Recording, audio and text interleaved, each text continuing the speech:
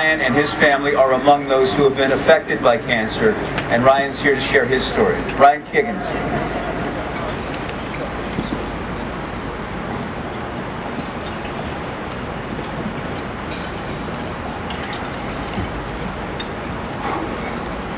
All right, thanks everybody. Before I get started, I'd like to see if I could maybe approach this like this is somewhat of a 12-step group.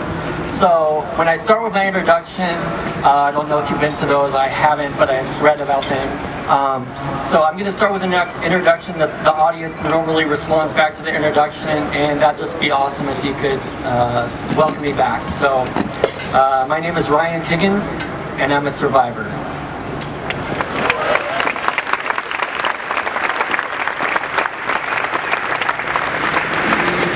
In March of 2008, after a couple months of severe back and neck pain, my wife finally convinced me to go to a real doctor. After some tests, the results revealed that I had a rare and aggressive type of leukemia. At the time, I was 30 years old with a beautiful wife and 2 young children who were 5 and 1.5 years old, 2 young girls. It became crystal clear to me that I had something very serious when I was meeting with the first oncologist who diagnosed me. At the end of the appointment, she asked me if I had any questions, and it wasn't really a question I had, but I said, you know, my biggest concern is that I might possibly check into the hospital and never check out. I've got a young family and 2 beautiful young girls, and I simply can't leave them behind. And of course I expected and hoped that she would respond with something like, well, of course that's not going to happen, or that's not a possibility for you. But instead, when I made eye contact with her, I noticed she had tears in her eyes as she told me that that was a real possible outcome for my situation. As you can probably imagine, that's some pretty shocking news to get.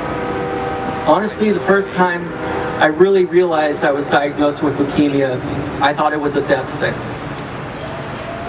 In fact, one evening after reading internet forums filled with entries from people who were diagnosed with a similar prognosis as mine, I actually took my wife into another room and hugged her and told her that we just needed to simply accept the fact that I wasn't going to survive this.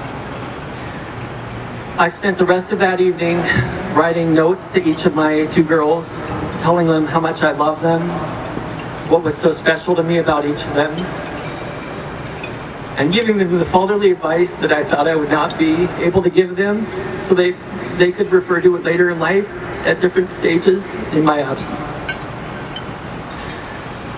But shortly after that, after my wife convinced me to stop looking to the internet for answers about whether I was going to live or die, we were laying on the bed talking and praying together, and all of a sudden we just looked at each other. The days before that were so painful and scary and stressful, but in that same moment, we both got a completely peaceful, calm, almost euphoric feeling. We believed that that feeling that we both got at that same time was sent from God, and He was telling us, He was assuring us that He was in control so we could let go of all the fear. It's going to be all right, she said, and I believed her because I felt the same way. From that point on, my attitude was that no matter how rare and aggressive this cancer was, I was going to let God take the driver's seat, and I was going to do everything that I could. I was going to be there to raise my family because I wasn't getting beat by leukemia. The second opinion I got was even more eye-opening than the first. That doctor told me that I should go ahead and quit my job to spend time at home with my family and start working on my bucket list. He further went on to explain that my role in this situation was to donate my body to science so that they could hopefully discover why some people are so unlucky as I was to get what I had. That didn't seem like a treatment plan that we wanted to sign up for, so we kept searching for another opinion. After a bunch of research about where I should go to be treated, my wife and I realized just how fortunate we are to live near such an amazing resource as the Fred Hutchinson Cancer Research Center, and we definitely needed to go there. Within hours of making that decision, I received an email address of an oncologist who had treated a friend of a friend of a friend, and he just happened to work at the Hutch. I emailed him explaining what I'd been told so far and how desperate I felt. That same night, my phone rang and it was that doctor. He was at a conference out of town and took the time during a break to contact me. He told me he wanted to help me and that I should stop worrying about what others had told me. A couple days later, I was in his office and he laid out the plan. We would get me into remission, and then we would move to a stem cell transplant, which would completely replace my sick immune system with one from a healthy donor. Instead of talking to me about all the things that make this impossible to beat, he told me everything that was in my favor. I was diagnosed very early on, so the leukemia hadn't taken over my immune system. The fact that I was young and had always taken care of myself. He said because of those and other factors, they would be able to throw the kitchen sink at me to kill this leukemia and get me to transplant. Aside from being one of the most respected leukemia experts in the world, I felt he had something special. I didn't know if he and all the other people who I'd come into contact with at the Hutch were going to cure my leukemia, but I knew he wanted to, and that he would do everything in his power to make that happen. Dr. Petersdorf, could you please stand?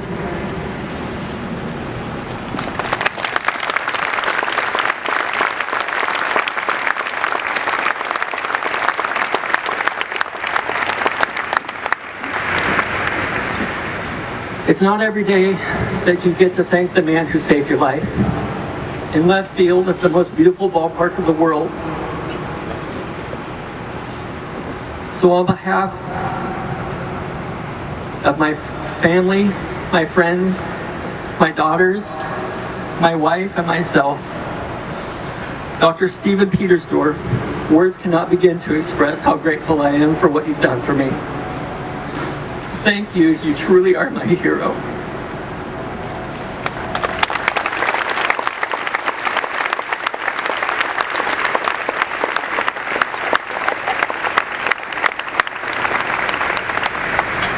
Now let me tell you the power that your donations can have and the impact that they will make. The brilliant staff and scientists at Fred Hutch will use this money to develop testing and treatment methods that help detect cancer earlier than ever before.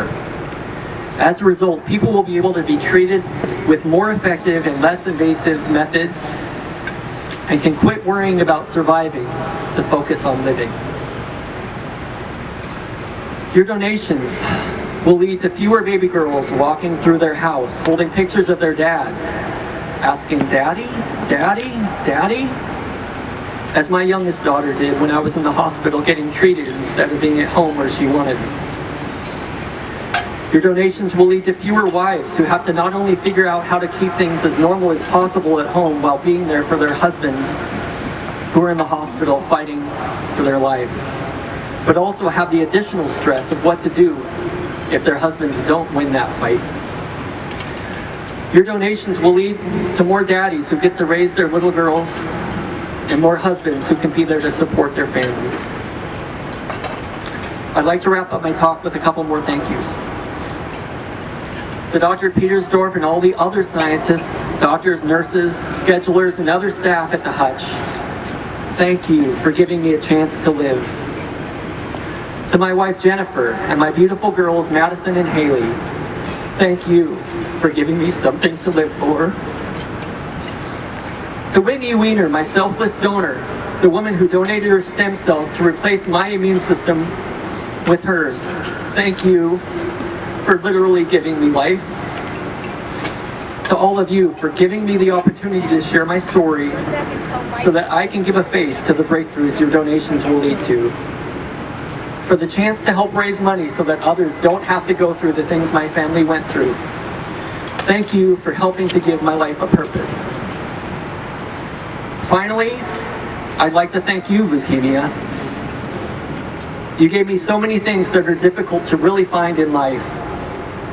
You gave me the perspective that it can only be gained when you have to stare death in the face without blinking. You allowed me to see the best in so many people. Neighbors, friends, co-workers, family, even complete strangers who did everything they could think of to help us in a time of great need. You showed my family and friends the undeniable power of prayer and gave me an unshakable faith in the Lord above. All of those things you gave me, I will live with for the rest of my life and will be eternally grateful for. And then, after all you gave me, leukemia, I called up some of my friends at Fred Hutch, and together, we took you down.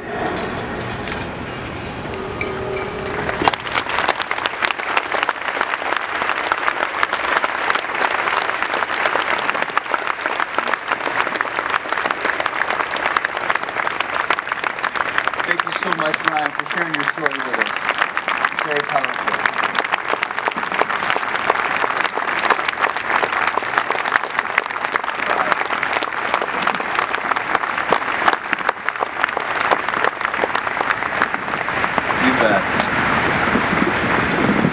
And what he says is the absolute truth about the staff at the Hutch.